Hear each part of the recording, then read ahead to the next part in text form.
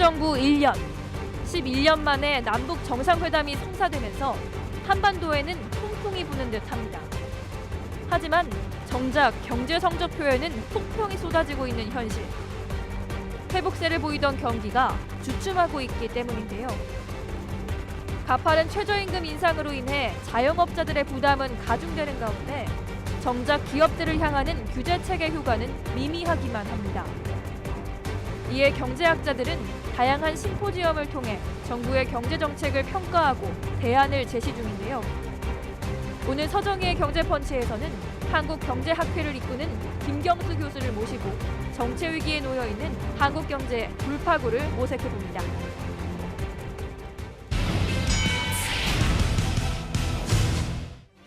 안녕하세요. 서정희 경제펀치 서정희입니다. 한국 경제의 오늘과 내일을 고민하고 통쾌한 한방으로 문제점까지 짚어보는 경제펀치. 네, 오늘은 우리 한국 경제의 흐름에 대해서 다시 한번 짚어볼 타이밍이 된 것 같습니다. 문재인 정부 출범하고 이제 1년이 좀 지나가고 있죠. 우리 요즘 외교안보적으로 여러 가지 너무 빠른 뉴스들이 흐르고 있는데 이 경제는 어떻게 되고 있는지 다시 한번 짚어봐야 되지 않을까요? 네, 오늘 그래서 한국경제학회 학회장 맡고 계신 김경수 성균관대 교수님 모셨습니다. 안녕하세요. 안녕하십니까. 요새 이 평가하시느라고 바쁘시죠? 그렇습니다. 네. 어떻게 평점 몇 점이나 주셨습니까? 지난주에 문재인 정부 출범 1주년 심포지움을 했었습니다. 네, 그래서 그 당시에 이제 김동연 부총리가 오셨는데 스스로 인컴플리트 I 학점이라고 말씀을 하셨습니다. 아직 성적을 매기기 좀 그렇다. 적절하다. A로 가도록 최대한 노력을 하겠다. 그 동의하세요? 아니면 지금 이미 좀 점수를 이거 A는 틀렸고 벌써 B나 C로 가고 있어 뭐 이렇게 어떻게 생각하세요? 그냥 제가 말씀을 드리는 게 그 평점보다 그게 좋을 것 같습니다. 구체적인. 말씀 나왔으니까 한국경제학회 우리나라 뭐 경제학 관련 학회 중에서는 제일 으뜸 학회고 어떻게 볼까요? 회원도 제일 많은가요? 어떻게 네, 그렇습니다. 1952년에 창립이 됐고 회원이 아마 5천 명 정도가 되는 걸로 알고 있습니다. 가장 많이 알려진 게 이제 연초에 경제학 공동 학술 대회라고 해서 한 55개 학회가 한 곳에 모여가지고 이제 학술 회의를 하고 그런 행사를 갖는 것이 아마 가장 많이 알려졌을 겁니다. 네네. 경제학자들 웬만한 경제학자들은 다 회원이라고 이제 봐야 될 것 같고요. 그렇다고 말씀드릴 수 있습니다. 네. 전체적으로 지금 대통령 지지도를 볼 때 굉장히 점수가 나쁘지 않고 좋아요. 1년이 지났는데도 아마도 이 외교안보 쪽 점수가 많은 거를 좀 가리고 있다. 이런 아픈 비판을 하는 쪽도 있는데 아무튼 제일 걱정해 주시는 쪽이 경제예요. 네.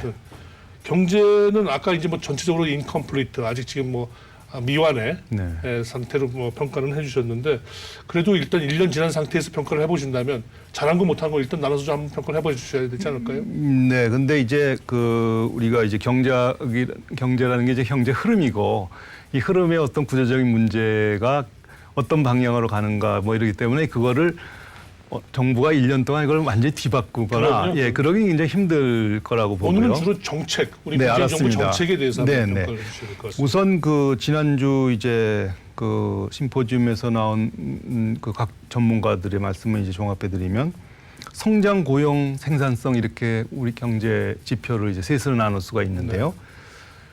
성장의 경우에 우리나라는 작년에 3.1%인가 아마 기록을 했을 겁니다.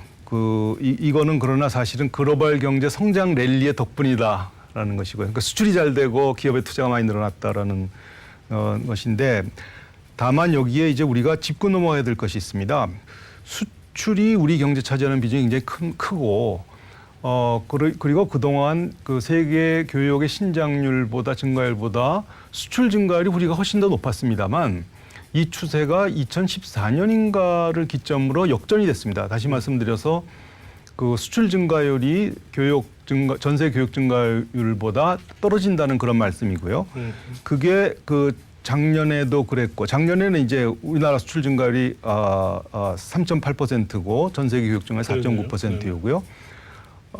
올해도 수출 증가율이 교육 증가율이 5.1%, 전세 교육 증가. 그런데 수출 증가율은 3.6%밖에 되지 않는다.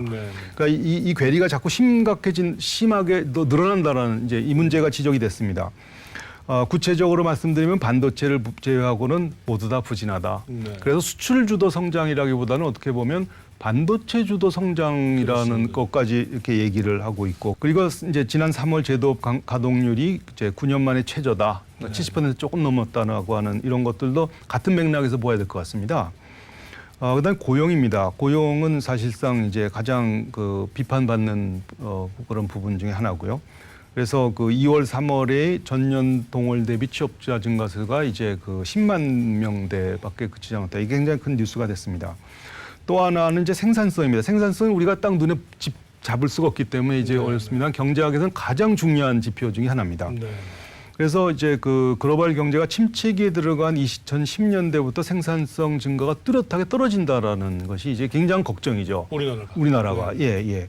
그래서 지금 그냥 아까 그냥 간단히 말씀드리면 그 우리나라 경제 어떤 이런 그 추세를 바꾸지를 못했다. 지난 1년간. 그리고 이제 그 고용에 대해서 많은 노력을 기울였습니다만 불행히도 아직까지 고용 사정이 좋아진다는 조짐이 나타나지 않는다. 특히 고용 같은 경우는 이제 이게 후행을 하지 않겠습니까? 네. 아무래도 제일 뭐 아마 좀 시간을 좀 지나서 평가해 본다면 아까 세 가지 중에서 고용이 제일 뒤에 평가해 볼 만하고요. 성장 부분은 사실 올해 뭐 저 추경 얘기도 뭐 아직은 뭐 진행이 되고 있습니다만 재정을 많이 투입을 해서 잔부를 많이 좀 짚었다는 거 아닙니까? 네. 그럼에도 불구하고 작년에 이랬고 올해 지금 흐름으로 봐서는 나쁜 건가요? 아니면 더 나빠질 건데 이 정도 그래도 이렇게 하고 있다고 봐야 될까요? 다시 말씀드렸습니다만 그 이제 글로벌 성장 경제가 성장 랠리가 계속되면 우리는 그 동안에 굉장한 어떤 그 성장률을 보였었습니다. 이 추세가 꺾였다는 거죠. 이제 비판하는 사람이 천수답 경제라고도 네. 합니다. 다시 얘기해서 수출이 잘 돼야 우리 경제가 잘 된다라는 이 고리가 자꾸 취약해진다라는 게 네, 지금 우리가 갖고 있는 문제죠. 그러니까 3%나 이거 자체는 그렇게 큰 이슈는 아니라고 생각합니다. 우리 수출 증가율이 세계 교육 증가율을 좀 밑돌고 네. 언제까지나 수출에만 의존할 수 없기 맞습니다. 때문에 네. 다른 성장 동력을 찾으려는 노력 측면에서는 뭐 그게 뭐 소득 주도 성장이 됐든 뭐가 됐든 혁신 성장이 됐든 다른 쪽에 관심을 갖는 건 좋은데 실제 그런 부분에서 돌파구를 지금 못 찾고 있어요. 맞습니다. 그렇습니다. 네. 왜 그렇습니까? 왜 못 찾습니까? 경제 구조가 이제 엄청나게 커지는 이런 과정에서 우리가 아직도 그 돌파구를 제대로 못 찾고 있지 않나 그런 네. 생각입니다. 예를 들면 정부가 혁신 성장을 굉장히 강조하고 사실 혁신 성장이 저는 사실 제일 중요한 이슈라고 생각됩니다만 그게 우리 눈에 딱 잡히고는 그런 것이 아직 보이지 않는다는 것.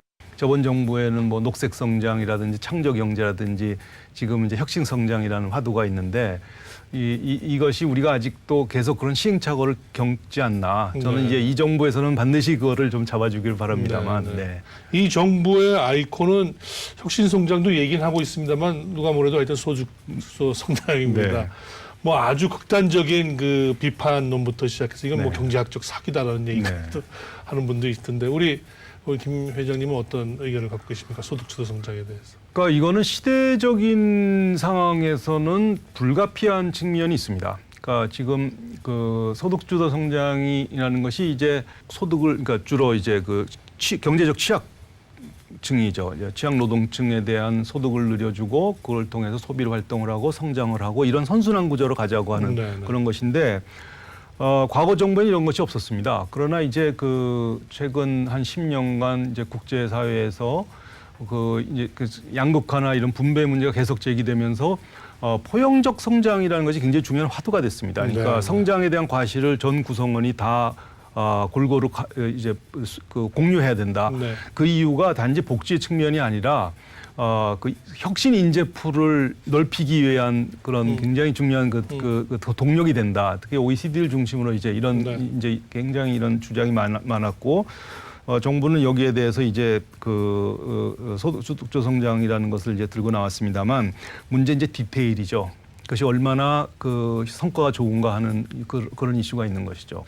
지금 아무튼 초기에 새 정부 들어서 초기에 어떻게 보면 굉장히 정책 스펙트럼을 많이 바꾸지 않았습니까? 많이 바꿨죠. 많이 네. 바꿨고 초기에 아까 말씀 주셨듯이 조금 혼란도 있었고요. 네. 디테일한 부분에 있어서 이런 과정에서 하여튼 그런 부분들은 조금씩 줄어가는데 또 건드린 부분들이 어떻게 보면 소득 전체, 성장 전체의 어떤 흐름이라든지 고용이라든지 좀 시간이 걸리는 그런 내용들이에요. 마치 항공모함의 맞습니다. 선임을 할 때 생기는 그런 문제로. 예. 그런 측면에서 볼 때 좋다 이게요. 올해는 좀 그렇다 치더라도 네.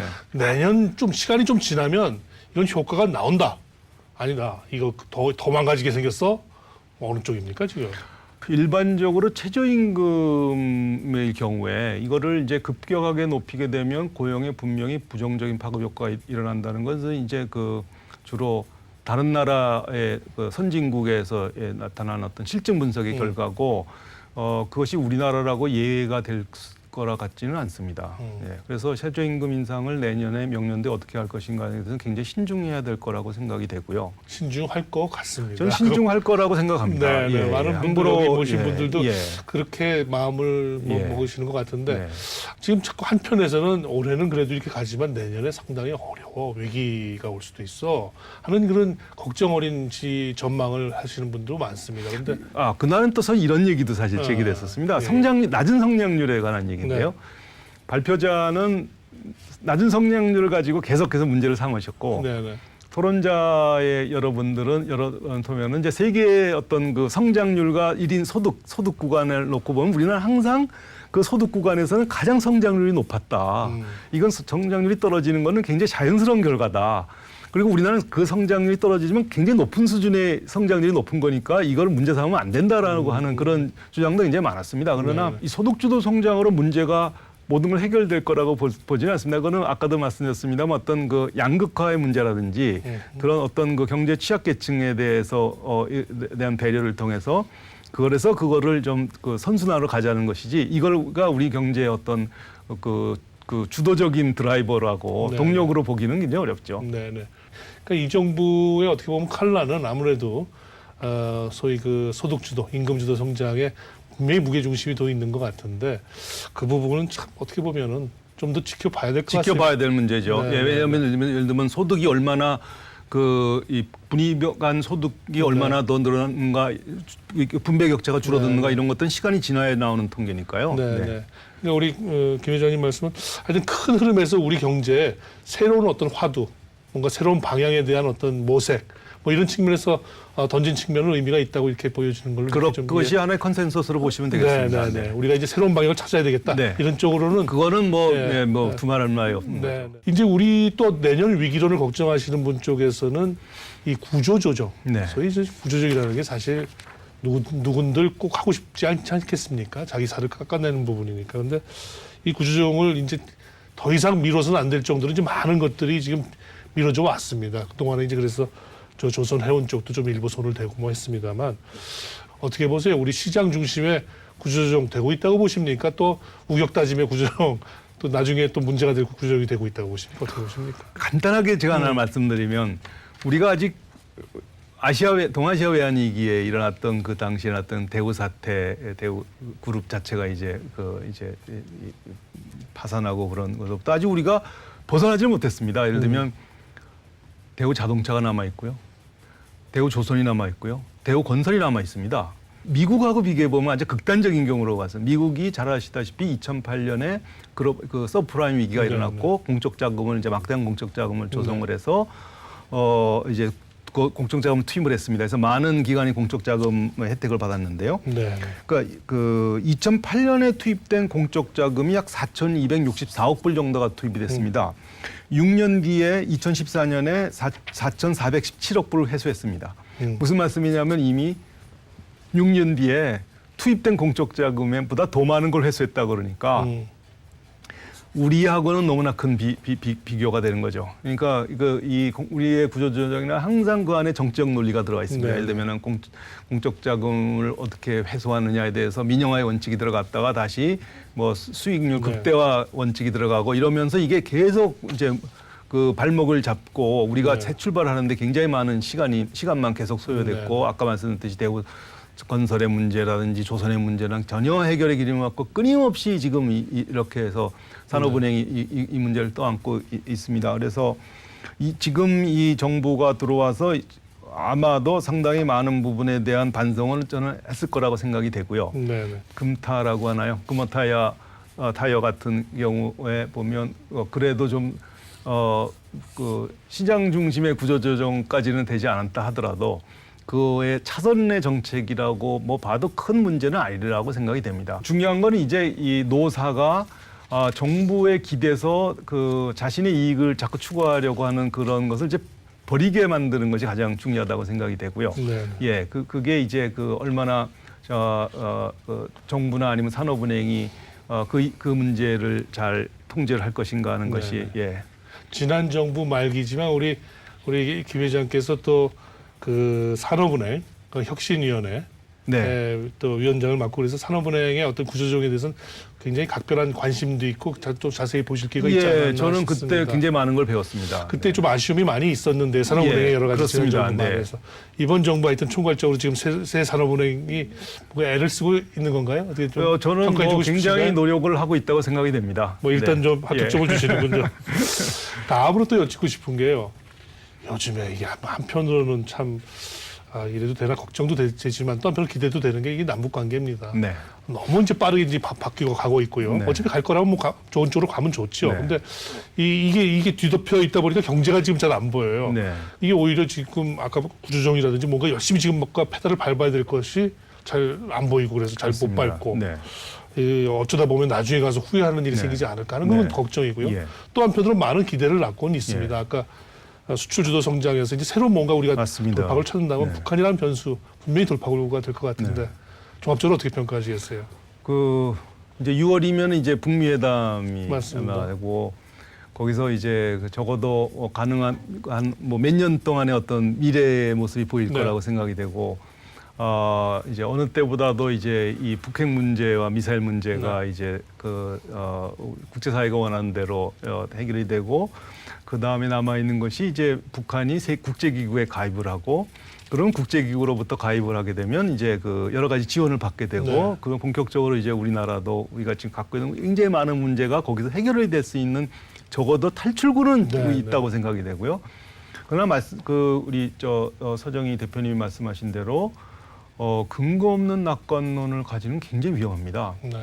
하나의 대표적인 제가 말씀을 드리면 1994년 나프타 북미 자유무역 협정이 체결이 됐을 때 멕시코에서 일어났던 사건이 바로 페소아 위기가 네. 그때 일어났었죠. 그러니까 우리가 이거에 대해서 굉장히 많은 기대를 하는 것은 우리가 이제 우리로서는 너무나 당연한 거고 네. 이거는 우리에게 많은 문제를 한꺼번에 해결해 줄 수 네. 있는 그런 절호의 기회고 어떻게 보면 역사적인 그런 순간에 우리가 있을지도 네. 모르겠습니다만 그렇다 해서 경제 문제를 이거를 덮는다는 거는 그건 전혀 다른 문제죠. 네. 그것은 서로 이 문제와 북한의 문제는 다르다고 생각합니다. 패소 얘기 얘기해 주시니까 한번 여쭤보지 않을 수가 없는데 우리 김 회장님 한국 원화 환율 달러 네. 대비 원화 환율에 대해서 여러 가지 좀 걱정을 많이 네, 해오셨지 그렇습니다. 않습니까? 네. 가뜩이나 지금 우리 외환 시장 네. 또 나름대로의 그 작업을 공개해라 이렇게 돼 있고 그래요. 그래서 네. 앞으로 걱정들을 많이 하는데 이 환율 괜찮습니까? 이거 좀 위험한 거 아닙니까? 그러니까 시장 개입을 하지 말라는 게 이제 그러니까 미국 당국자들의 얘기고 사실 그 얘기는 오래전부터 있었습니다. 네, 시장 네. 개입을 하지 말라는. 그리고 개입했으면 그걸 밝혀라는 네. 얘기고요. 그러나 그 어떤 경우도 이제 막대한 양의 시장 개입을 하기 이제 어려웠습니다. 그러니까 일방향적 시장 개입을 네. 하기는 이제 어렵게 됐고요. 그것이 갖고 있는 이제 제일 문제가 아마 이제 우리는 그동안에 이제 글로벌 금융 위기 이후에 여러 가지 외환 건전성에 대한 노력을 통해서 이제 미스매치 문제를 각 경제 주체별로 많이 개선이 네. 됐습니다. 네. 그럼에도 불구하고 지금 이 시장 기입이 계속 이제 억제되고 이럴 경우에 나타나는 문제라는 것이 이제 상당히 심각할 수가 있습니다. 왜 그러냐면 자본이 들어왔을 때 다시 그것이 리사이클돼서 바깥으로 나가는 그런 경우에 를 위해서 우리가 상당 부분 시장 개입이라는 것이 네, 그동안에 네, 했던 네. 겁니다. 네, 네. 그것이 무슨 환율을 조정을 통해서 수출을 늘리고자 하는 그 효과라는 것은 상당히 우리가 좀 뭐랄까요. 얼마나 그렇게 될지에 대해서는 사실 누구도 확신할 수 없는 거지만 저는 원화 국제화에 대한 노력을 상당히 많이 해야 된다고 생각합니다. 무슨 말씀이냐면 만약에 계속해서 미스매치를 각자가 다 내가 원화 자산, 달러와 그러니까 국제 통화에 대한 자산보다 부채가 작아야 되고, 그다음에 만기불일치 문제가 없어야 되고 이런 것이 굉장히 경제 활동을 위축하게 하는 것이기 때문에 특히 기업의 경우에요. 예, 그래서 그 문제를 이번 기회를 통해서 좀 원화 국제화에 대해서 조금 더 높은 단계로 가야 된다고 생각하고.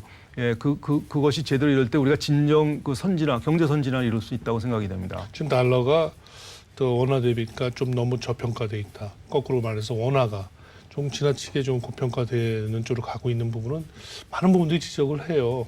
근데 이제 앞으로 이제 그런 외환시장 개입 문제라든지 이런 것들이 오히려 하나의 분위기로 영향을 미치다 보면 더 그게 심화해질 수가 있겠는데. 그게 바로 멕시코 페소화 위기가 그래서 일어난 거죠. 예, 그렇습니다. 예, 근거 없는 낙관론을 해서 페소화 값이 계속해서 높아지고 네네. 그다음에 계속해서 그 자본 유입이 일어나고 아하. 그 과정에서 이제 발생을 한 것입니다. 그러니까 이것도 사실은 아까 말씀드렸듯이 네. 이 경제 관리는 굉장히 그 당국이 잘 해야 될 네. 거라고 생각이 됩니다. 그 남북 관계가 주는 여러 가지 네거티브한 거, 포지티브한 네. 거, 긍정적인 거, 부정적인 거 다 있지만 그 부분을 면밀히 우리가 따져보고 예, 대비해서 차가운 머리가 굉장히 필요하죠. 필요하겠지만 예. 자칫하다 보면 아까 그 환율이라는 부분이 많은 것을 왜곡시켜 버리는 맞습니다. 네. 그거 어떻게 나중에 가서 되돌릴 수도 없고 그렇습니다. 큰 문제가 될 그렇습니다. 수가 있겠군요. 이제 6월 13일 뭐 불과 이제 한 달도 채 안 남았습니다. 이제 지방선거가 있지 않습니까? 그 바로 전날 이제 저 북미 정상회담이 있고요. 아, 그렇죠. 네. 그러다 보면 아무튼 6월 중순이 지나면 외교안보적인 큰 문제도 이제 어떻게 보면 이제 방향이 일단 잡히고 또 지방선거도 일단 마무리가 됩니다. 그러면 어떻게 보면 큰 정치 일정들이 많이 끝납니다. 오히려 그때쯤부터는 진짜 본격적으로 경제 펀더멘탈한 쪽에 뭔가 새로운 어떤 분위기가 있고 바로 잡을 거 바로 잡고 좀 이랬으면 하는 그런 바람인데 우리 김 회장님께서 우리 한국경제학회 차원에서 자 우리 한국경제 펀더멘탈 다시 한번 뭐 아까 처음에 얘기했던 얘기하고 비슷한 얘기가 될 수도 있겠습니다만 꼭 요거 하나만큼은 좀 제대로 챙겨야 되겠다는 게 또 추가로 해주실 수 있을까요? 저는 그 혁신 성장을 굳이 들고 싶습니다. 그러니까 우리가 이제 그 혁신이라는 것이 뭐냐라는 거에 대한 그래서 결국은 이제 기업이 기업 활동을 하기 좋아야 되고 자꾸 그 혁신하고자 하는 동기를 계속 줘야 되고 이런 이슈가 이제 제기가 되는데요.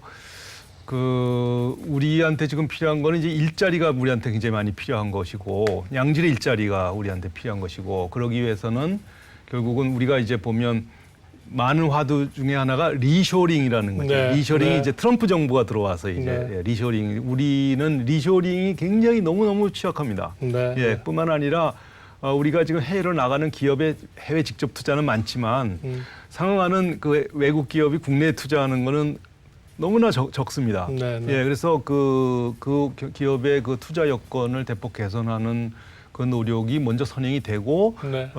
그래서 혁신 성장의 어떤 발판을 마련하는 것이 이것이 가장 중요하다고 생각이 돼요. 알겠습니다. 예, 그게 아까 말씀드렸던 우리가 왜 자꾸 반도체만 계속 성장을 네, 하고 네. 나머지 부분이 취약하느냐 이런 것도 상당히 연결이 됐다고 생각하고 있습니다. 네. 혁신성장 결국 어떻게 하느냐가 관건인데 그 그렇습니다. 어떻게가 방금 주신 기업 환경을 좀 더 네, 그렇습니다. 좋게 해서 많은 기업들이 거꾸로 다시 우리 한국으로 돌아오도록 하는 네. 리쇼링 그것이 하나의 분위기가 되는 네. 기업하기 좋은 나라 뭐 그렇게 이해를 하겠습니다. 오늘 말씀 대단히 감사합니다. 네, 맞습니다.